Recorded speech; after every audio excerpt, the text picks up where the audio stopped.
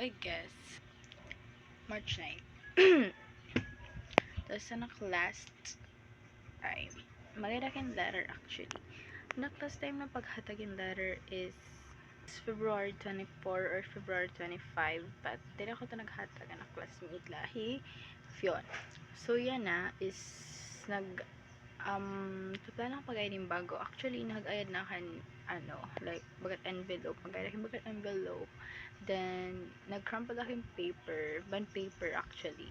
Tapos, susuratan kayahin tula. At chance turatan kong tula.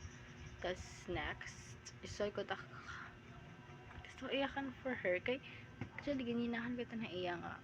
I think mas mapait later kay masaya ka nim tanan na im na feel ka sa hapag iha may ha words like personal but dili mo yun i-express because like feel mo nga may nag-stop ha im na iyakan iton hiya pero pag if a letter if ano bisan ano tin gusto iyakan mayayakan nim so that is like wow.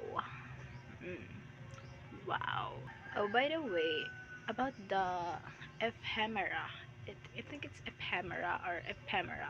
Ephemera or ephemera. It meaning it ephemera.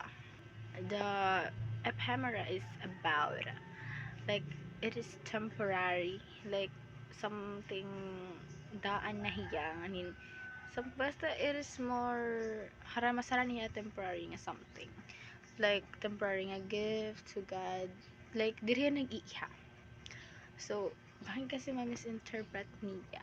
But in poetic way, it is about in poetic way kasi ephemera is about something di yan nag-iiha pero it memory aada like memories ba nga na ayad or memory aada yan nag-stay hiya but in ordinary ephemera di talaga yun but in poetic di yan nag-iha pero the memory is nakalinger sa imong mind di yan mawawara so that is about ephemera. I feel like I'm very very pretty today. What?